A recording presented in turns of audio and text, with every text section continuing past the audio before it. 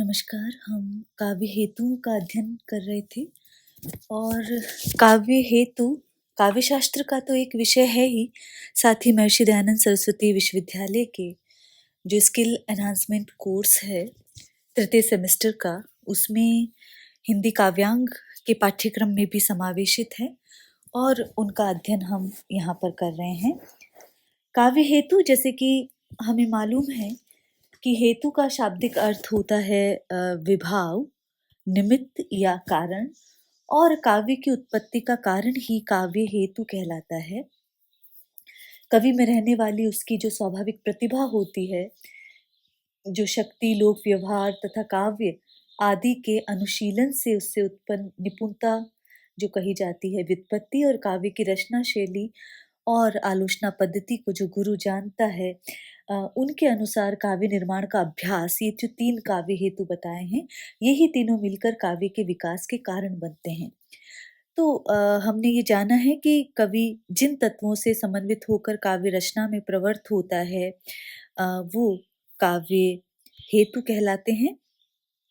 और हम कुछ काव्य हेतुओं का अध्ययन हम कर चुके हैं। काव्य हेतु की परिभाषा हम देख रहे थे और विभिन्न आचार्यों के अनुसार हमने ये काव्य हेतुओं की परिभाषा हमने जानने का यत्न किया, प्रयास किया। जब हम देखते हैं अग्नि पुराण के अनुसार, जब हम देखते हैं कि काव्य हेतु क्या होता है, तो उन्होंने कहा है, नरत्वम दुर्लभम लोके विद्या तत्र सुदुर्लभा, कवित्वम दुर्लभम तत्र शक्तिस्तत्र सुदुर्लभा। कि संसार में नरत्व अर्थात मनुष्य होना दुर्लभ है और उसमें भी विद्यावान मनुष्य होना दुर्लभ है। कवित्व और भी दुर्लभ है और कविता करने की शक्ति उससे भी दुर्लभ है। तो ये बातें उन्होंने कही। आचार्य भामे के अनुसार काव्य हेतु क्या होते हैं? उन्होंने कहा कि उपलब्ध ग्रंथों और मतों के आधार पर उन्होंने कहा है कि गुरुपदेशाध्येतुम शास्त्रम जड़धियोप्यलम काव्यम तु जायते जातु कश्चिचित्र प्रतिभावते।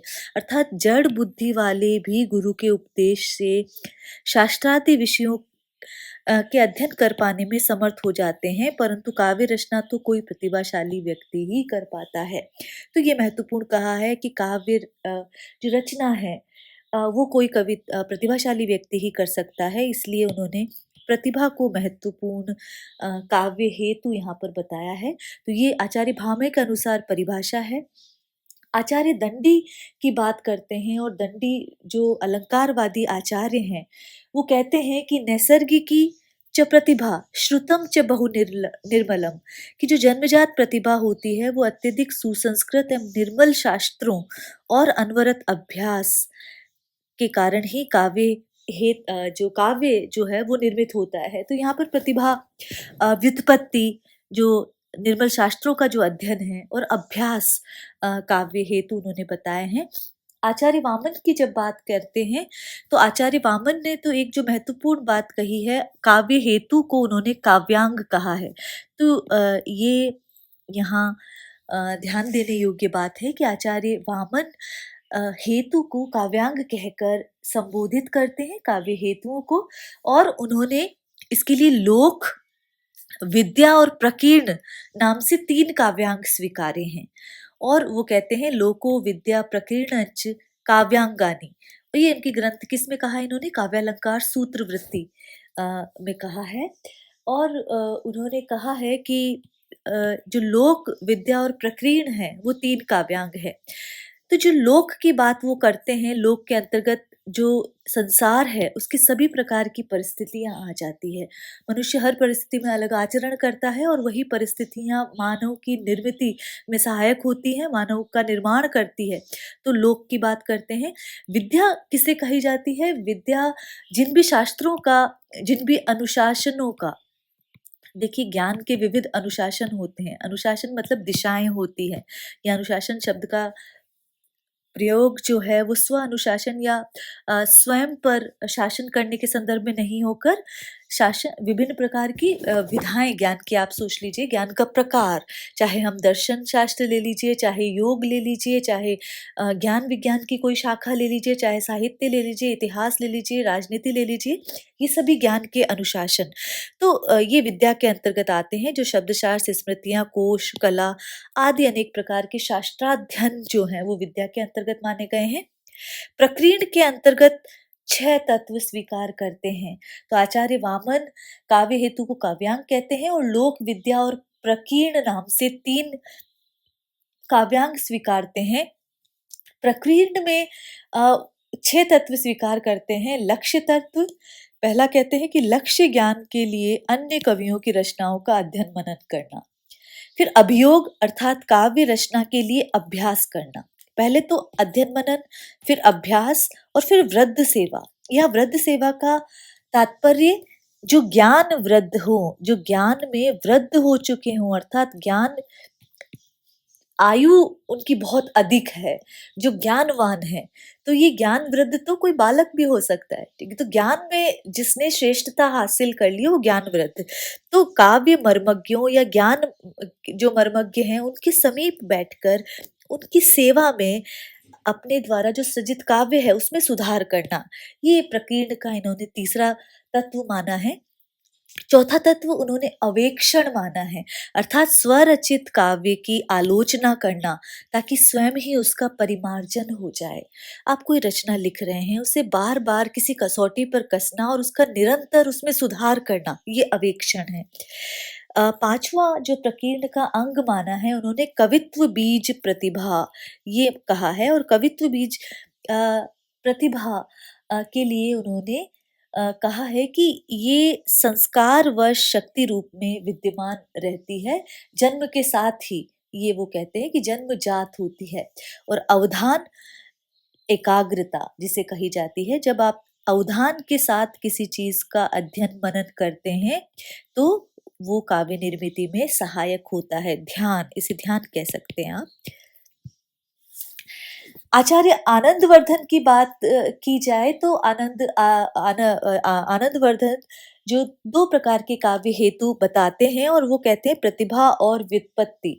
उनके अनुसार प्रतिभा ही मुख्य काव्य हेतु है और प्रतिभा के रहने पर ही कोई व्यक्ति उत्तम काव्य की सर्जना कर सकता है और व्युत्पत्ति जो है वो प्रतिभा का परिष्कारक तत्व है, उसे निखारने वाला तत्व है, ये आचार्य आनंदवर्धन कहते हैं। साथ ही आचार्य आनंदवर्धन की बात करें हम तो वो प्रतिभा को शक्ति संज्ञा देते हैं, शक्ति कहकर भी उन्होंने संबोधित किया है। तो यहाँ पर हमने जाना कि आचार्य आनंदवर्धन प्रतिभा को शक्ति नाम से भी पुकारते हैं और वे कहते हैं कि प्रतिभा ही मुख्य काव्य हेतु है। इसके रहने पर ही कोई कवि श्रेष्ठ या उत्तम काव्य की सर्जना कर सकता है और जो दूसरा तत्व है व्युत्पत्ति, वो प्रतिभा का ही परिष्कारक तत्व है। आचार्य राजशेखर जो हैं वो कहते हैं कि प्रतिभा व्युत्पत्ति मिथे है, संवेते श्रेयस्यो इति, संवेद साथ होकर। वो कहते हैं प्रतिभा और व्युत्पत्ति इन दोनों को ही काव्य हेतु के रूप में स्वीकार करना चाहिए और वो इन दोनों को ही काव्य हेतु के रूप में स्वीकार करते हैं, प्रतिभा और व्युत्पत्ति को। अब वो प्रतिभा के 2 भेद करते हैं, कार्यत्री प्रतिभा और भावयित्री प्रतिभा। प्रतिभा के 2 भेद उन्होंने किए हैं, कार्यत्री और भावयित्री। कार्यत्री प्रतिभा के द्वारा कवि जो काव्य सर्जना करता है, वो कवि में विद्यमान रहती है, ठीक है? तो कवि कार्यत्री प्रतिभा वो है, कार्यत्री के द्वारा कवि काव्य सर्जना करता है और वो प्रतिभा कवि में विद्यमान रहती है। भावयित्री प्रतिभा से पाठक उसके भाव अर्थ को ग्रहण करता है। तो कार्यत्री प्रतिभा तो लेखक से संबंधित हुई, भावयित्री पाठक से संबंध हुई। तो भावयित्री प्रतिभा द्वारा सरदय या पाठक उसके भावार्थ को ग्रहण करता है और ये पाठक में, श्रोता में, श्रव्य में विद्यमान रहती है और ये लेखक में विद्यमान रहती है या कवि में विद्यमान रहती है। इसके बाद आचार्य राजशेखर की बात आती है, तो राजशेखर के हमने यहाँ देखा हम देख चुके हैं कि कारित्री और भावित्री 2 भेद स्वीकार किए। आचार्य मम्मट जो हैं शक्ति, व्युत्पत्ति और अभ्यास को काव्य हेतु मानते हैं।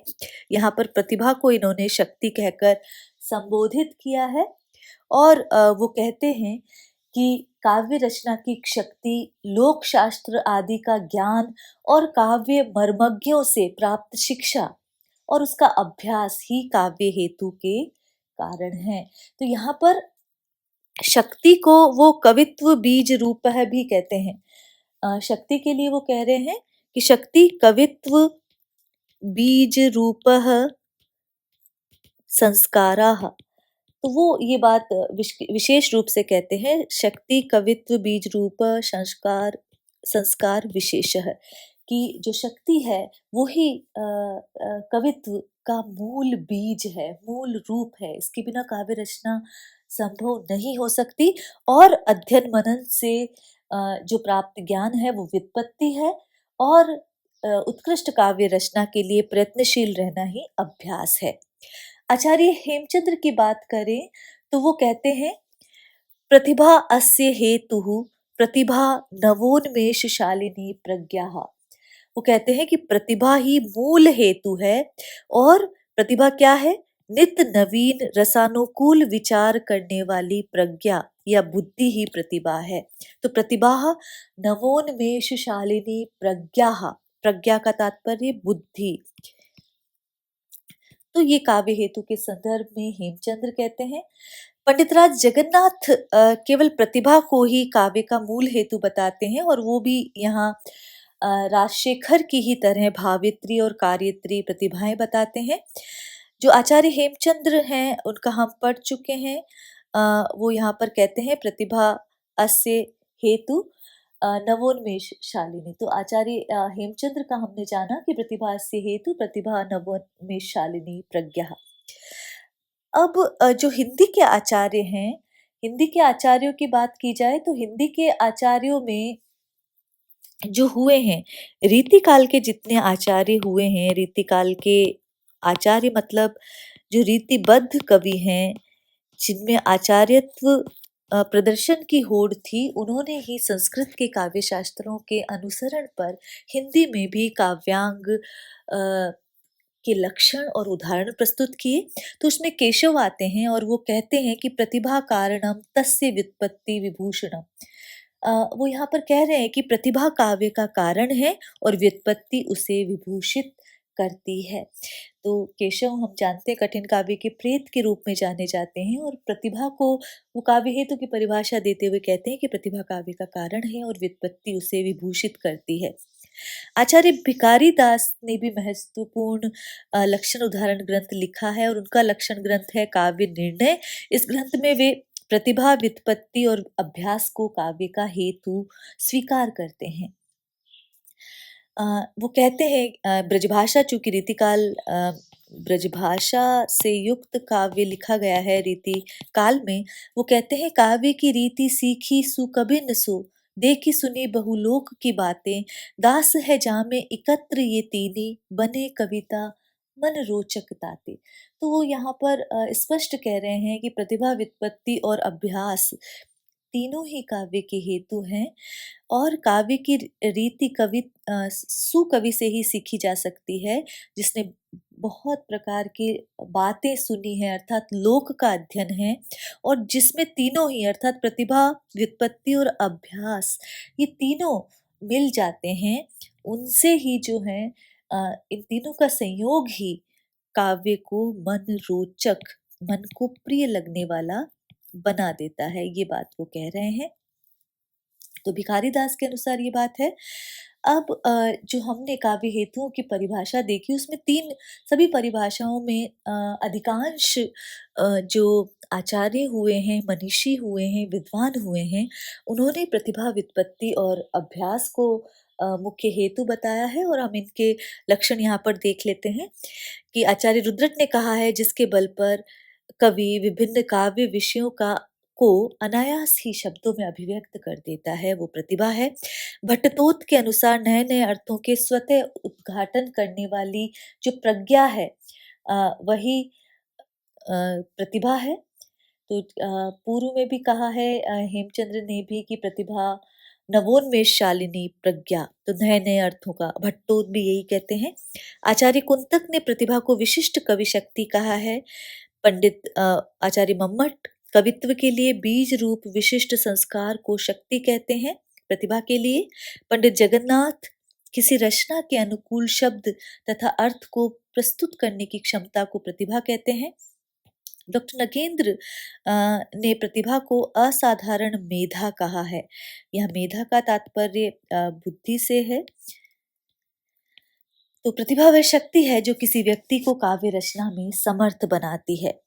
व्युत्पत्ति की बात करते हैं तो व्युत्पत्ति के लिए जो शास्त्रों का अध्ययन मनन जरूरी है।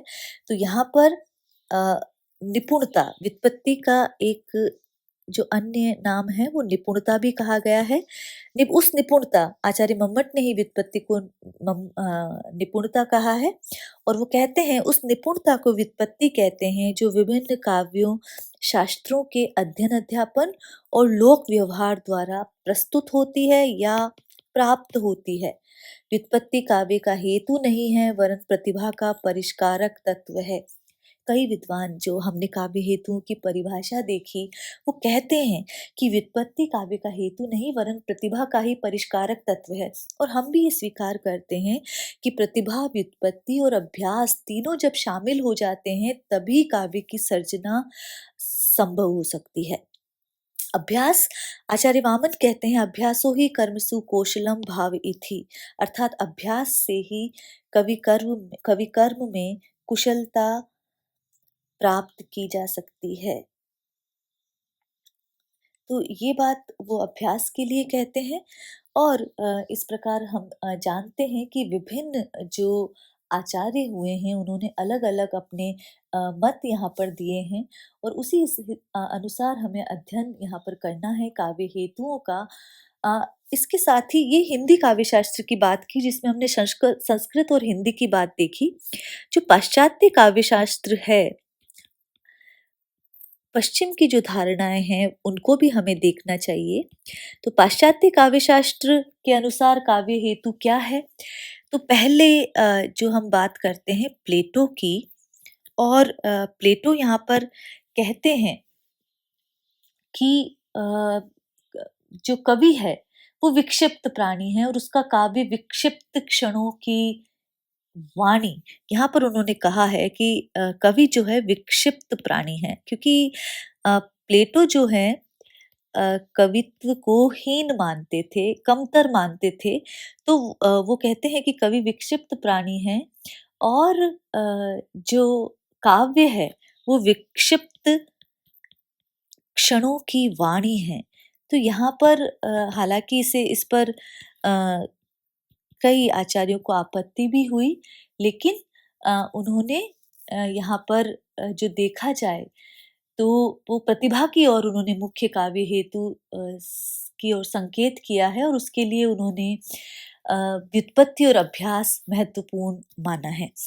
दूसरे जो प्लेटो के ही शिष्य हुए अरस्तु, उन्होंने जो अनुकरण की प्रवृत्ति है, अनुकरण की प्रवृत्ति, किसी चीज को देखकर, सुनकर, पढ़कर, समझकर उसके अनुसार चलना, अनुकरण, तो उसे काव्य का मुख्य हेतु बताया।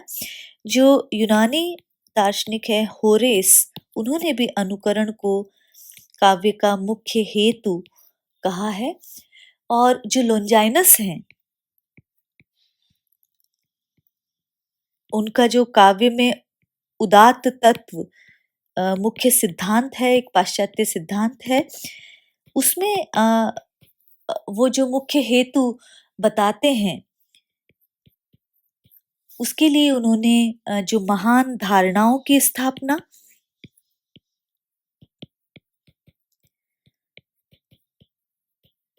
उदात्त मूल्य, विषय की गरिमा, इन सब को काव्य हेतु के रूप में स्वीकार किया है। तो यहाँ पर विषय की गरिमा की वो बात करते हैं, अ, महान धारणाओं की स्थापना की बात करते हैं, भावावेश की वो बात करते हैं, भावावेश की तीव्रता की बात करते हैं और गरिमामय रचना विधान की बात करते हैं लॉन्जाइनस। तो इनको उन्होंने काव्य हेतु के रूप में स्वीकार किया है। तो ये महत्वपूर्ण काव्य हेतु है। जो क्रोचे हैं, जिनका अभिव्यंजना सिद्धांत है, वो काव्य का एकमात्र हेतु अभिव्यक्ति को मानते हैं। तो ये कुछ पाश्चात्य चिंतक हैं जिनके अनुसार यदि हम देखें तो कुछ ने प्रतिभा, व्युत्पत्ति और अभ्यास को माना है और कुछ ने अनुकरण को माना है, अभिव्यक्ति को माना है और कुछ ने जो मनोवेगों को और गरिमामय रचना विधान को काव्य हेतु स्वीकार किया है। तो यदि हम देखें भारतीय और पाश्चात्य काव्य हेतुओं की अवधारणा को, तो काव्य के पीछे, काव्य सर्जना के पीछे आत्माभिव्यक्ति, जो स्व को अभिव्यक्त करने की जो इच्छा है, वही आप निष्कर्ष के रूप में लिख सकते हैं कि वही प्रबल प्रेरणा है। जो काव्य के पीछे की एक आत्माभिव्यक्ति की जो प्रेरणा है, वही काव्य सर्जना में व्यक्त होती है। ये प्रेरणा व्यक्ति के मन अर्थात उसके भीतर होने वाले आत्म और अनात्म के संघर्ष से उत्पन्न होती है। तो ये थे काव्य हेतु जिनका अध्ययन हमने किया। आप जब इनकी पहले परिभाषाएं लिखकर, फिर प्रतिभा, व्युत्पत्ति और अभ्यास के क्या लक्षण हैं, फिर जो पाश्चात्य विचारकों का क्या मत है, इसके अनुसार आप पूरा इस विषय पर अध्ययन और मनन कर सकते हैं। आज के लिए इतना ही। नमस्कार।